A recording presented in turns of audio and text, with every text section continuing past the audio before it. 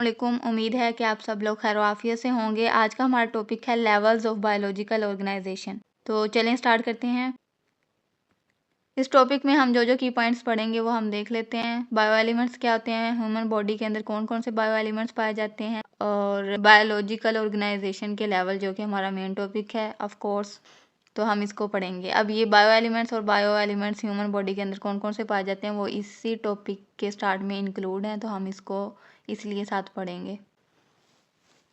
Bio elements, अगर आप इस टर्म पर गौर करें तो एलिमेंट्स आपने अपनी केमिस्ट्री की बुक में पढ़ रखा है। आपने पूरा पीरियोडिक टेबल पढ़ा होगा वहाँ पे, और आप 9th क्लास से वाकिफ़ हैं एलिमेंट्स क्या होते हैं। मॉडर्न पीरियोडिक टेबल में 118 एलिमेंट्स पाए जाते हैं। यहाँ पे सिर्फ एलिमेंट्स की बात नहीं की गई, इधर साथ वर्ड लगा हुआ है बायो एलिमेंट्स, यानी ऐसे एलिमेंट्स जो कि लिविंग ऑर्गेनिज्म के अंदर पाए जाते हैं उनको कहते हैं बायो एलिमेंट्स। अब ये तो आपको कंफर्म हो गया होगा कि बायो एलिमेंट्स क्या होते हैं, यानी ऐसे एलिमेंट्स जो कि लिविंग ऑर्गेनिज्म की बॉडी के अंदर पाए जाते हैं उनको बायो एलिमेंट्स कहा जाता है। अब मैंने आपको बताया कि मॉडर्न पीरियोडिक टेबल में 118 एलिमेंट्स पाए जाते हैं, और उनमें से जो 92 हैं वो नेचुरली पाए जाते हैं, यानी कि वो अर्थ क्रस्ट के अंदर 92 ऐसे होते हैं जो कि कुदरती तौर पर पाए जाते हैं। और उन्हीं 92 यानी 92 एलिमेंट्स में से 16 यानी 16 ऐसे होते हैं जो कि पार्टिकुलर ऑर्गेनिजम्स के अंदर पाए जाते हैं। पार्टिकुलर ऑर्गेनिज्म कोई भी हो सकता है, एनिमल, कोई भी प्लांट। 16 या फ्यू अदर्स ऐसे होते हैं जो कि पार्टिकुलर ऑर्गेनिज्म के अंदर पाए जाते हैं, और इन्हीं को बायो एलिमेंट्स कहा जाता है। उन्हीं 16 बायो एलिमेंट में से 6 बायो एलिमेंट्स मेन हैं, यानी मेजर 6 हैं, या कह लें कि कॉमन जो हैं वो 6 हैं, जो कि किसी भी लिविंग ऑर्गेनिज्म या ह्यूमन की बॉडी का 99% मैस बनाते हैं। अब ये 6 कौन से हैं वो पढ़ लेते हैं। Oxygen, carbon, hydrogen, nitrogen, calcium, phosphorus, ये इनकी परसेंटेजेस आगे लिखी हुई हैं। ये आपने शॉर्ट क्वेश्चन के लिए याद करनी है, और MCQs इसमें से पूछे जा सकते हैं कि, तो ये आपने यहाँ से याद कर लेनी है। इन परसेंटेज को आप कैलकुलेट करेंगे तो ये 99% बॉडी का मैस बनता है। अब क्वेश्चन रह गया कि 99% तो ये 6 बायो एलिमेंट्स बना रहे हैं, तो जो 1% है वो कौन कौन से बायो एलिमेंट्स हैं जो कि ह्यूमन बॉडी का टोटल मैस बनाते हैं। यहाँ हम बात करें ह्यूमन बॉडी की, तो अब हम वो देख लेते हैं कि जो ह्यूमन बॉडी का 1% मैस बनाते हैं। 1% में ये हमारे पास आ जाता है potassium, sulphur, chlorine, sodium, magnesium, iron, copper, manganese, zinc और आयोडीन। ये इनकी परसेंटेजेस दी गई हैं 0.35, 0.25। ये यहाँ पे 1 जो है वो लेस हो रहा है। क्लोरीन, सोडियम यहाँ पे जो है लेस नहीं हुआ, ये सेम ही है। ये आपने याद रखना है, सोडियम और क्लोरीन इनकी परसेंटेज सेम है। Magnesium 0.05, iron 0.05, copper, manganese, zinc और आयोडीन, इन सब की अमाउंट इतनी ज़्यादा कम है कि उन्होंने यहाँ पे लिखी नहीं है, बल्कि इसको लिख दिया कि ट्रेस में, यानी बहुत कम अमाउंट में ये प्रेजेंट होते हैं। अब ये जितनी भी अमाउंट में प्रेजेंट होते हैं इन सब की कैलकुलेशन करेंगे तो वो 1% बनती है, ठीक है। तो ये 1% के लिए बात हो रही है, इसलिए इनकी परसेंटेजेस ह्यूमन बॉडी के अंदर कम होती हैं। अब उम्मीद है कि आपको समझ आ गई होगी बायो एलिमेंट क्या होते हैं और ह्यूमन बॉडी के अंदर कौन कौन से बायो एलिमेंट पाए जाते हैं। यानी 16 जो हैं वो ह्यूमन बॉडी के अंदर बायो एलिमेंट्स लिविंग ऑर्गेनिज्म के पाए जाते हैं। 16 में से 6 कॉमन हमने बात की है, और बाकी जो हैं वो ट्रेस अमाउंट में, यानी बहुत थोड़ी थोड़ी अमाउंट में ह्यूमन बॉडी के अंदर प्रेजेंट होते हैं। अब आ गया हमारा main topic, level of biological organisation. Living organism जो है उनके अंदर ऑर्गेनाइजेशन कैसी होती है, किस तरीके से चीज़ें ऑर्गेनाइज होके एक पूरा ऑर्गेनिज्म बनाती हैं, ये हम छोटे लेवल से लेकर बड़े लेवल तक देखेंगे। ये आपने तरतीब से याद करने हैं, और ये कोई इतनी बड़ी बात नहीं है इनको याद करना। पहले भी इससे नाउ हाउ होगी आपकी इन सारे टॉपिक से। जब आप इनकी डेफिनेशन को और इनके कंसेप्ट को इजीली समझ लेंगे तो आपको तरतीब से याद करने में कोई प्रॉब्लम नहीं होगी। अब कौन सा लेवल है सबसे छोटा, एटॉमिक और सब एटॉमिक लेवल। हम इनको डिटेल में पढ़ते हैं, परेशानी होना। फिर है मॉलिक्यूलर लेवल, उसके बाद organelles and cell, tissue level, organ and system, individual जिसको होल ऑर्गेनिज्म भी कह सकते हैं, population level, community level, ecosystem and biosphere. ये सारे लेवल्स हैं बायोलॉजिकल ऑर्गेनाइजेशन के। हम आपकी बुक में कम्युनिटी तक डिस्कस किए गए हैं, तो हम भी यहीं तक करेंगे। तो चलो स्टार्ट करते हैं। अब है हमारे पास पहला लेवल एटॉमिक एंड सब एटॉमिक लेवल्स। एटॉमिक एटम से है, और सब एटॉमिक यानी एटम के अंदर जितने भी पार्टिकल्स वगैरह प्रेजेंट होंगे वो सब एटॉमिक होते हैं। तो जितने भी कहते हैं कि लिविंग या नॉन लिविंग मैटर हैं वो सारे एटम से मिलके बने होते हैं, और सब एटॉमिक पार्टिकल जिसमें हमारे पास प्रोटॉन, इलेक्ट्रॉन एंड न्यूट्रॉन्स वगैरह आ जाते हैं, और इन सब से मिलके बने होते हैं, चाहे वो लिविंग ऑर्गेनिज्म है या नॉन लिविंग मैटर है।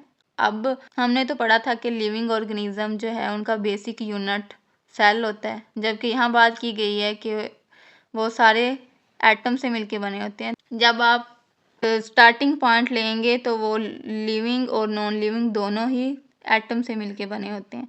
अब चूंकि जो नॉन लिविंग मैटर है वो एटम और मॉलिक्यूल्स यहीं तक जाते हैं इनकी ऑर्गेनाइजेशन, जबकि लिविंग जो है वो आगे मॉलिक्यूल से सेल्स बनते हैं, यानी सेल से आगे फिर लिविंग ऑर्गेनिज्म की ऑर्गेनाइजेशन चलती है। पीछे ये सिमिलर सिंपल यूनिट किससे बने होते हैं? एटम से बने होते हैं। अब आ गया हमारे पास मॉलिक्यूलर लेवल।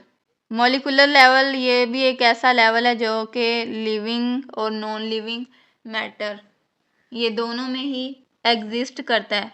डिफरेंट एलिमेंट के एटम्स आपस में कंबाइन होते हैं आयोनिक या कोवेलेंट बॉन्डिंग के जरिए और कंपाउंड प्रोड्यूस करते हैं, और इसी की स्टेबल फॉर्म को मॉलिक्यूल कहते हैं। अब मॉलिक्यूल टू टाइप्स के होते हैं, माइक्रो मॉलिक्यूल और मैक्रो मॉलिक्यूल। ये इनके वेट की बेस पे है, जिनका मॉलिक्यूलर वेट लो होता है उनको माइक्रो मॉलिक्यूल कहते हैं। इसमें हमारे पास एग्जांपल आ जाती है कार्बन डाइऑक्साइड की, वाटर की, और ऐसे मॉलिक्यूल जिनका मॉलिक्यूलर वेट हाई होता है उसको तो मैक्रो मॉलिक्यूल कहा जाता है, और इसमें हमारे पास एग्जांपल आ जाती है स्टार्च की और प्रोटीन की। आप केमिस्ट्री में इनकी स्ट्रक्चर्स अच्छे से पढ़ चुके होंगे, तो उम्मीद है कि आपको ये वाली बातें समझ आ रही हैं कि इधर कौन से मॉलिक्यूलर वेट की बात हो रही है। अब बायोलॉजिकल वर्ल्ड में मॉलिक्यूल की टू टाइप्स हैं। बायोलॉजिकल वर्ल्ड यानी लिविंग ऑर्गेनिज्म में मॉलिक्यूल्स की कितनी टाइप हैं? टू टाइप्स हैं, organic molecule and inorganic molecule. ये भी आपने केमिस्ट्री में पढ़ा हुआ है। ऑर्गेनिक मॉलिक्यूल है ऐसे मॉलिक्यूल जिनके अंदर कार्बन एंड हाइड्रोजन इकट्ठे प्रेजेंट होते हैं। इसमें हमारे पास एग्जाम्पल आ जाती है glucose, amino acid, fatty acid, glycerol, nucleotide, जिसमें हमारे पास ATP, adenosine triphosphate, ADP, adenosine diphosphate, AMP, adenosine monophosphate वगैरह आ जाते हैं। और इनऑर्गेनिक मॉलिक्यूल ऐसे मॉलिक्यूल होते हैं जिसमें कार्बन और हाइड्रोजन एक साथ इकट्ठे प्रेजेंट नहीं होती। इनको क्या कहा जाता है? Inorganic molecules. यानी कि हम अभी तक हमने क्या पढ़ा है? एटॉमिक लेवल, सब एटॉमिक लेवल और मॉलिक्यूलर लेवल। ये ऐसे लेवल हैं जो लिविंग और नॉन लिविंग दोनों में प्रेजेंट होते हैं। नेक्स्ट हमारे पास आ गया ऑर्गेनेली एंड सेल लेवल। अब ये ऐसा लेवल है जहाँ तक नॉन लिविंग मैटर नहीं पहुँचते। ये यहाँ से जो है लिविंग ऑर्गेनिज्म स्टार्ट होते हैं। तो इसलिए फिर कहा जाता है कि सेल जो है बेसिक यूनिट है लाइफ का। अब हमने पीछे मॉलिक्यूल पढ़ा है और उनकी ये जो हम टाइप्स पढ़ी थी, अब ये वही वाली बात लिखी हुई है कि डिफरेंट माइक्रो मॉलिक्यूल और मैक्रो मॉलिक्यूल खुद को अरेंज कर लेते हैं पार्टिकुलर वे में और सेल या उनके ऑर्गेनेलीज बनाते हैं। हम माइक्रो मॉलिक्यूल और मैक्रो मॉलिक्यूल की एग्जांपल्स देख के आए हैं। वही चीज़ें कंबाइन होके क्या बनाती हैं? DNA बनाती हैं। और DNA कहाँ प्रेजेंट होता है? सेल की एक इम्पोर्टेंट ऑर्गेनेली है जिसको न्यूक्लियस कहते हैं। न्यूक्लियस के अंदर क्या प्रेजेंट होता है? उसका जेनेटिक मटेरियल, जिसमें हमारे पास DNA वगैरह आ जाता है। वही मैक्रो मॉलिक्यूल और मैक्रो मॉलिक्यूल आपस में कंबाइन होके क्या बना रहे हैं? सेल की ऑर्गेनेलीज बना रहे हैं। ऑर्गेनेलीज जब अरेंज होती हैं और पार्टिकुलर फंक्शन परफॉर्म करती हैं तो उस पूरे को फिर सेल कहा जाता है। तो हम कह सकते हैं कि ऑर्गेनेलीज और सेल वगैरह की जो बेस है वो वाकई पीछे मॉलिक्यूल्स और एटॉमिक और सब एटॉमिक लेवल तक जा पहुंचती है। अब यहाँ पे बात की गई है कौन कौन सी ऑर्गेनेलीज हैं। यहाँ पे लिखी हुई है mitochondria, Golgi complex, endoplasmic reticulum और राइबोसोम वगैरह। इनके स्ट्रक्चर और फंक्शन की स्टडी की जा चुकी है और ये क्लियर है कि जो सेल के फंक्शंस हैं वो यही स्पेशलाइज स्ट्रक्चर कंप्लीट करती हैं और इन्हीं स्ट्रक्चर को क्या कहा जाता है? ऑर्गेनेलीज कहा जाता है। अब कुछ ऑर्गेनिज्म ऐसे होते हैं जो एक ही सेल पर मुश्तमिल होते हैं, सिंगल सेल पर, जैसे हमारे पास है बैक्टीरिया है और प्रोटिस्ट वगैरह आ जाते हैं। जबकि कुछ ऑर्गेनिज्म ऐसे होते हैं जो कि ट्रिलियंस ऑफ सेल्स पर मुश्तमिल होते हैं, यानी मल्टी सेलुलर होते हैं वो वाले ऑर्गेनिजम्स, जिसमें हमारे पास फंजाई आ जाते हैं, प्लांट्स आ जाते हैं और एनिमल्स आ जाते हैं। अब फंजाई, मोस्ट फंजाई लिखा हुआ है यहाँ, सिर्फ फंजाई क्यों नहीं लिखा है? इसलिए लिखा हुआ है कि हर जगह कुछ ना कुछ एक्सेप्शन पाई जाती हैं। फंजाई में एक फंजाई ऐसी है जो कि यूनिसेलुलर है, एक ही सेल पर मुश्तमिल होती है, यानी यीस्ट, तो इसलिए यहाँ पे मोस्ट फंजाई लिखा हुआ है, सिंपल फंजाई नहीं लिखा। अब यहाँ पे वही सेम बात लिखी हुई है कि ऑर्गेनेलीज जो होती हैं सेल के अंदर, उन्होंने अपने जो काम हैं वो डिवाइड किए होते हैं, यानी कि माइटोकॉन्ड्रिया का अलग काम है, गोल्जी कॉम्प्लेक्स ने अलग काम करना है, एंडोप्लाज्मिक रेटिकुलम का और काम है, राइबोसोम का और काम है। राइबोसोम जो काम करता है वो माइटोकॉन्ड्रिया नहीं करेगा, तो यही इस लाइन का मतलब है।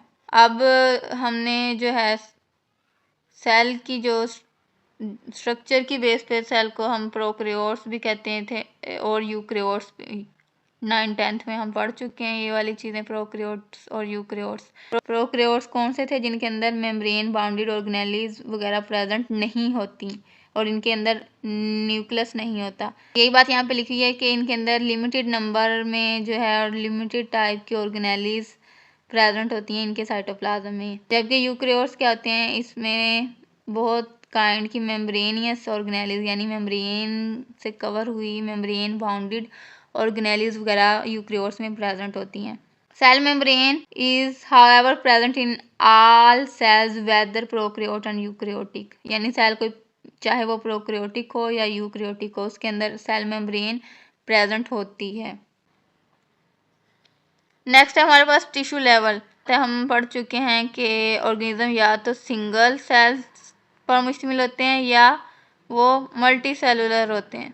अब जो यूनिसेलुलर हैं ये लेवल उनमें नहीं पाया जाता, वो बस सेल तक ही रहते हैं। अब ये टिश्यू लेवल किन में पाया जाता है? ये मल्टी सेलुलर ऑर्गेनिज्म में, क्योंकि टिश्यू कैसे बनते हैं? जब सिमिलर सेल्स आपस में ऑर्गेनाइज हो जाते हैं लूज शीट्स और बंडल की फॉर्म में, सिमिलर फंक्शन परफॉर्म करते हैं, तब हमारे पास इनको टिश्यू कहते हैं। तो सेल्स तो तब भी ऑर्गेनाइज हो सकते हैं ना आपस में जब ऑर्गेनिज्म क्या हो, मल्टी सेलुलर हो। तो इसलिए टिश्यू लेवल जो है ये ऑर्गेनाइजेशन का लेवल यूनिसेलुलर में नहीं पाया जाता बल्कि मल्टी सेलुलर ऑर्गेनिज्म में पाया जाता है। अब हमारे बुक में एग्जांपल दी गई है, एनिमल के अंदर मसल टिश्यू पाए जाते हैं और ग्लैंड्यूलर टिश्यू पाए जाते हैं। मसल टिश्यू का काम होता है कॉन्ट्रैक्शन करना है, यानी मूवमेंट में हेल्प देते हैं, और ग्लैंड्यूलर टिश्यू जो है ये सेक्रीशन करते हैं। अब वो सेक्रीशन जो है डाइजेस्टिव जूसेस वगैरह की हो सकती है, म्यूकस और फ्लूइड्स वगैरह। नेक्स्ट हमारे पास xylem tissue. Xylem tissue plants के टिश्यू हैं और इनका काम क्या होता है? वाटर को कंडक्ट करना। और फ्लोएम टिश्यू, इनका काम क्या होता है? शुगर और प्रोटीन्स वगैरह की ट्रांसलोकेशन करना। अब मैंने क्योंकि आपको बताया कि टिश्यू लेवल किन में पाया जाता है, मल्टी सेलुलर ऑर्गेनिजम्स में, तो इसलिए यहाँ पे एनिमल्स और प्लांट्स की एग्जांपल दी गई हैं क्योंकि दोनों ही मल्टी सेलुलर ऑर्गेनिज्म हैं। नेक्स्ट लेवल है हमारे पास organ and system. Different tissue जिनके रिलेटेड फंक्शन होते हैं वो आपस में असेंबल होके ग्रेट एफिशिएंसी के साथ अपने फंक्शन परफॉर्म करते हैं और इन स्ट्रक्चर्स को कहते हैं फिर ऑर्गन्स, यानी ऐसे टिश्यू जिनके फंक्शंस एक दूसरे से रिलेटेड होते हैं वो ऑर्गेनाइज होके ऑर्गन्स बनाते हैं और ऑर्गन्स पार्टिकुलर फंक्शन परफॉर्म करते हैं। यहाँ पे एग्जांपल दी गई है स्टमक की। स्टमक यानी मैदा, इसका फंक्शन क्या होता है? फूड की डाइजेशन करना, यानी खुराक को हजम करना। और इसमें सेक्रीटरी एपिथेलियम होता है जो कि गैस्ट्रिक जूस सेक्रीट करता है। गैस्ट्रिक जूस फूड की डाइजेशन में हेल्प करता है। और इसके अलावा मस्कुलर टिश्यू, ये स्टमक की वाल्स को कॉन्ट्रैक्ट करने में हेल्प करता है ताकि फूड जो है एंजाइम के साथ मिक्स हो सके, और इसके अलावा फूड को पोस्टीरियर एंड तक मूव करने में हेल्प करता है। अब इसका क्या मतलब हुआ कि हमें बताने की कोशिश की गई है कि मस्कुलर टिश्यू और सेक्रेटरी एपिथेलियम ये हेल्प कर रहे हैं स्टमक की फूड को डाइजेशन में, यानी इनका फंक्शंस आपस में रिलेटेड हैं। तो ये टिश्यू आपस में असेंबल होके एक ही स्पेसिफिक पार्टिकुलर फंक्शन परफॉर्म कर रहे हैं और एक ऑर्गन बना रहे हैं। अब हम देख लेते हैं ऑर्गन सिस्टम एनिमल्स में और प्लांट में। सबसे पहले हम प्लांट में देख लेते हैं। प्लांट में ऑर्गन लेवल लेस डेफिनेट होती है, यानी जो ऑर्गेनाइजेशन में ऑर्गन लेवल है वो इतना ज़्यादा कम्प्लेक्स नहीं होता प्लांट में जितना कि एनिमल्स में होता है। हम आसानी से डिस्टिंग्विश कर सकते हैं रूट को, स्टेम को, लीफ को, रिप्रोडक्टिव स्ट्रक्चर को। इनके क्लियर कट फंक्शंस होते हैं। हम कह सकते हैं कि रूट जो है वो प्लांट को एंकरिंग में यानी ज़मीन में गड़ा रहने में मदद करती है, फूड की स्टोरेज करती है। फूड की स्टोरेज रूट कैसे करती है, इसमें हमारे पास एग्जांपल आ जाती है मूली वगैरह की, देख लें। मूली यानी रेडिश क्या है, एक रूट है। प्रोक्योरिंग वाटर एंड मिनरल्स, यानी पानी और मिनरल्स जो हैं उनको रूट एब्जॉर्ब करके लीफ तक पहुंचाती है। ये सिंपल फंक्शंस हैं प्लांट के ऑर्गन के। शूट क्या करती है, इंटायर प्लांट को सपोर्ट करती है। और लीफ का काम क्या होता है, फूड की मैन्युफैक्चरिंग करना। लीफ पत्तों के अंदर क्या होते हैं, क्लोरोप्लास्ट होते हैं जिनके अंदर क्लोरोफिल प्रेजेंट होते हैं और वहाँ पे जो है ग्लूकोज प्रिपेयर होता है। ये सिंपल फंक्शन होता है लीव्स का। फ्लावर्स और रिप्रोडक्टिव स्ट्रक्चर के फंक्शन क्या होते हैं, अगली जनरेशन प्रोड्यूस करना है, यानी रिप्रोडक्शन वगैरह का काम होता है। तो ये प्लांट्स के जो ऑर्गन है वो इतने ज़्यादा कम्प्लेक्स नहीं होते as compare to animals. Animals के अंदर ऑर्गन फॉर्मेशन बहुत ज़्यादा कम्प्लेक्स होती है एज़ कम्पेयर टू प्लांट्स। तो यही वाली बात यहाँ पे लिखी हुई है। हम इजीली क्लियर कट इनके फंक्शंस बता सकते हैं प्लांट के, जबकि एनिमल्स के ऑर्गन सिस्टम बहुत ज़्यादा कम्प्लेक्स हैं, इनकी बहुत ज़्यादा डिटेल है। नेक्स्ट है हमारे पास इंडिविजुअल या होल ऑर्गेनिज्म। अब बहुत सारे ऑर्गन्स प्लांट्स में और बहुत सारे ऑर्गन्स एनिमल में असेंबल होके एक इंडिविजुअल या होल ऑर्गेनिज्म बनाते हैं। अब बहुत सारे ऑर्गन्स हैं, आपने डाइजेस्टिव सिस्टम तो पढ़ा ही है, उसके अंदर देख लें कि कितने सारे ऑर्गन्स जो हैं वो आपस में कंबाइन होते हैं। आपने रेस्पिरेटरी सिस्टम भी पढ़ा है, सर्कुलेटरी सिस्टम भी पढ़ा है। तो ये कितने सारे ऑर्गन्स आपस में असेंबल होके एक इंडिविजुअल बनाते हैं।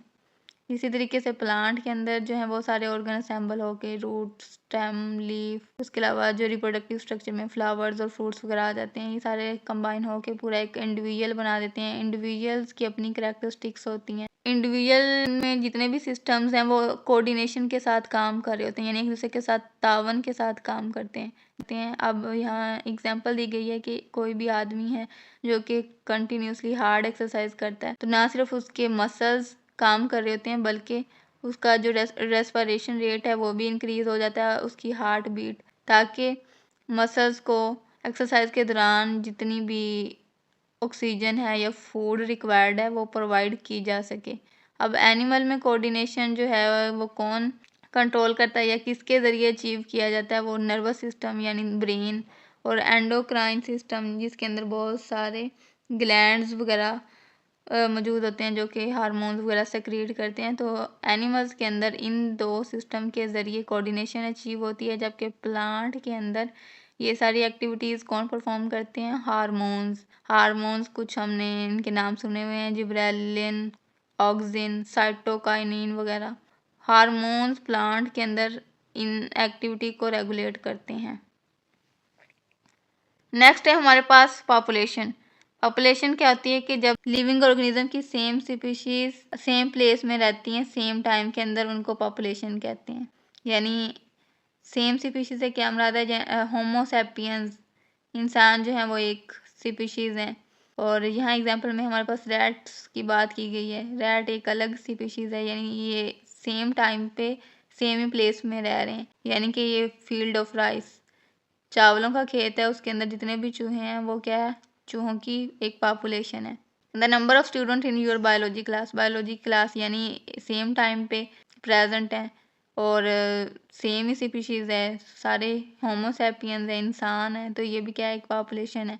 Human population in a city, किसी भी शहर में इंसानी आबादी क्या है, वो एक पॉपुलेशन है। अब पॉपुलेशन की कुछ एट्रीब्यूट्स हैं, उनके सिर्फ नाम आपकी बुक में मेंशन है, डिटेल नहीं दी गई, तो आप भी इन नाम को ही याद कर लेंगे। Gene frequency, gene flow, age distribution, population density और पॉपुलेशन प्रेशर, ये इनकी एक अलग से डिटेल है, ये बहुत बड़े हैं तो आपको डिटेल में जाने की ज़रूरत नहीं है क्योंकि आपकी बुक में सिर्फ इनके नेम ही मेंशन है, तो आप नेम ही याद करेंगे, शॉर्ट क्वेश्चन के लिए पूछे जा सकते हैं। नेक्स्ट हमारे पास कम्युनिटी क्या होती है, डिफरेंट स्पीशीज़ की पॉपुलेशन, यानी कि पॉपुलेशन की डेफिनेशन थी कि उसमें सेम स्पीशीज़ सेम प्लेस और सेम टाइम पे प्रेजेंट थी, जबकि कम्युनिटी में डिफरेंट स्पीशीज़ की पॉपुलेशन जो है वो सेम हैबिटेट में रहती हैं, यानी एक ही जगह पे प्लांट्स भी हैं, एनिमल्स भी हैं, तो उसको कहेंगे कम्युनिटी।